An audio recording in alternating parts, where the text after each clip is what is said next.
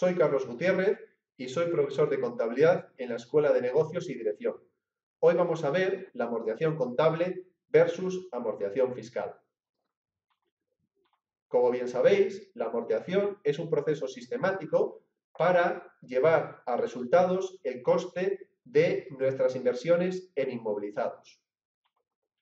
Se trata de un gasto plenamente deducible, puesto que en la Ley del Impuesto de Sociedades se establece que la base imponible por la cual tienen que tributar las empresas estará formada por todos los ingresos menos todos los gastos necesarios para su obtención. Uno de los gastos necesarios será el uso de elementos de inmovilizado. Por tanto, el uso de elementos de inmovilizado queda reflejado a través de la amortización.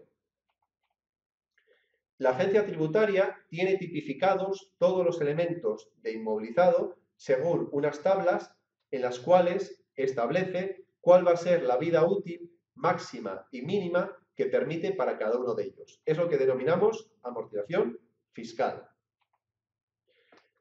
Sin embargo, nosotros, como empresa, seguiremos otro criterio basándonos en aspectos técnico-económicos que mejor reflejen el consumo o el uso de elemento inmovilizado. Por tanto, la amortización contable no tiene por qué coincidir con la amortización fiscal. Si coincide, todo está perfecto. En el caso de que no coincidan, van a surgir diferencias temporales. En el caso de que existan diferencias, vamos a ver el primer ejemplo con que la amortización contable sea mayor que la amortización fiscal. En este caso, el valor contable del elemento es menor porque estamos amortizando más que lo que se permite fiscalmente, es decir, la base fiscal del elemento es mayor que la base contable del mismo. Surge una diferencia temporaria deducible, como consecuencia de que la base fiscal es mayor que el valor contable. El activo diferido que emerge será la diferencia temporaria deducible por el tipo impositivo. El caso contrario de que la amortización contable sea menor que la amortización fiscal, el valor contable del elemento será mayor que su base fiscal. La diferencia temporaria imponible será la diferencia entre ese valor contable y su base fiscal. Surge, por contra del caso anterior, un pasivo diferido, que será la diferencia temporaria imponible por el tipo impositivo. Vamos a verlo con un ejemplo práctico. Una empresa adquiere el 1 de enero del X1 una máquina pagando un importe de 40.000 euros, que vamos a amortizar en 5 años, es decir, mi criterio contable como empresa. Sin embargo, las tablas fiscales permiten un coeficiente máximo de amortización de 12,5% anual para este tipo de elementos. Es decir, lo estaremos amortizando en 8 años desde el punto de vista fiscal. Con respecto a la situación fiscal de la empresa, se tienen los siguientes datos. Beneficio antes de impuestos, 75.000 euros. Deducciones del impuesto de sociedades, 1.600 euros. Retenciones y pagos a cuenta, 4.100 euros. La empresa está sometida a un tipo de tributación del 30%. Estas 4 hipótesis vamos a considerarlas como constantes durante todo el desarrollo del ejercicio, para que así veamos cuál es la incidencia de un criterio y de otro. Si elaboramos una tabla comparativa de amortización, vemos cómo contablemente amortizamos durante 5 años 8.000 euros, pero fiscalmente solamente me admiten como gasto fiscal 5.000 euros, pero durante 8 años. Los totales coinciden, porque Hacienda me permite deducir la totalidad del elemento y yo contablemente amortizo la totalidad del elemento. La cuestión es la cuantía y el plazo, que son diferentes.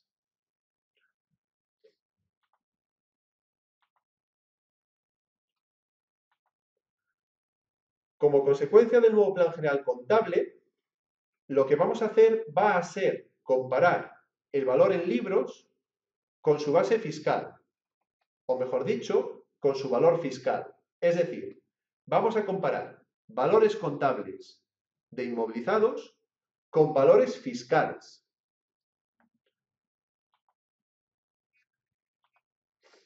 Ahí podéis ver una tabla en la cual se resume cómo va quedando el valor contable y el valor fiscal del elemento al final de cada uno de los años en cuestión. Veis que para los 5 primeros años hay una diferencia temporaria de 3.000 y surge, por tanto, un activo diferido frente a la hacienda pública de 900. A partir del quinto año ya tenemos totalmente amortizado el elemento desde un punto de vista contable, pero sin embargo, fiscalmente queda valor del elemento por amortizar. Por tanto, la diferencia temporaria se da la vuelta y el activo diferido empieza a revertir. Tenemos que tener en cuenta que las diferencias temporarias de cada año han de incorporar la diferencia temporaria que llevábamos de años anteriores.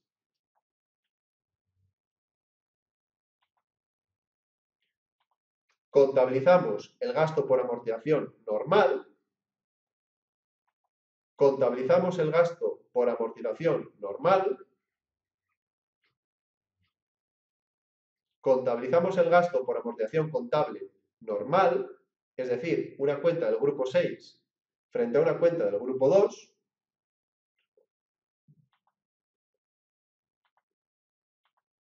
aquí podemos ver la liquidación del impuesto de sociedades.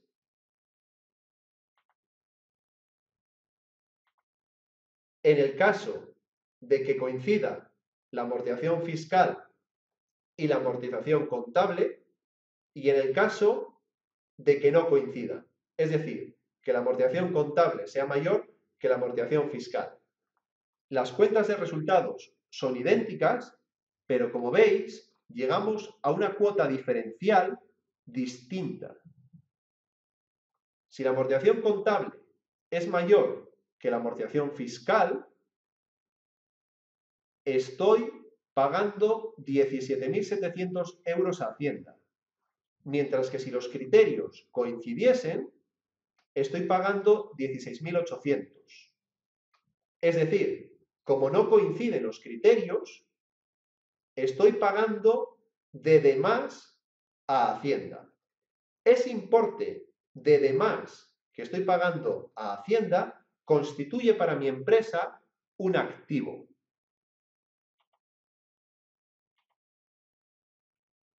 Estos 900 euros, como hemos visto, coinciden con los que teníamos antes en la tabla. Es decir, 17.700 menos 16.800 son 900 euros. Justamente el importe del 30% de la diferencia temporaria positiva.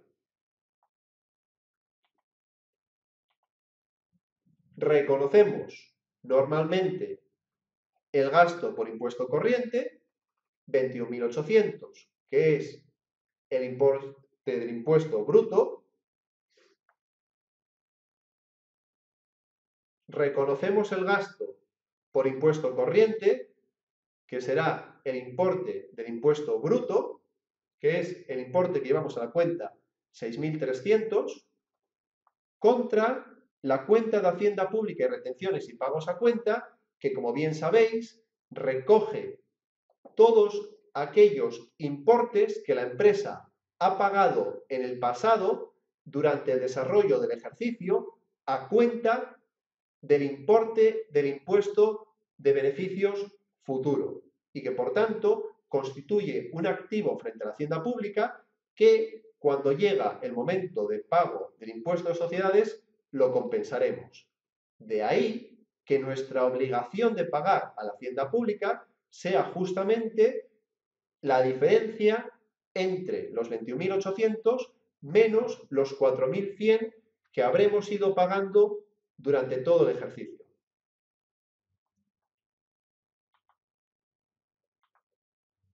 reconocemos también, como hemos dicho, la diferencia temporaria deducible como diferencia entre 17.700 euros y los 16.800 que me hubiese correspondido pagar si hubiesen coincidido los criterios fiscales.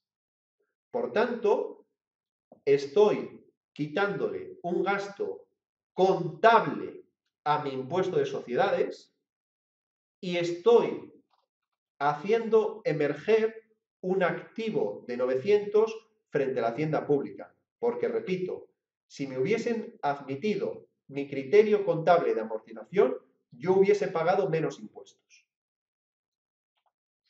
El resto de años, la contabilización sería idéntica, es decir, X1, X2, X3, X4, X5. Mientras la diferencia temporaria de valoración de los activos siga siendo positiva, no hay ningún tipo de diferencia.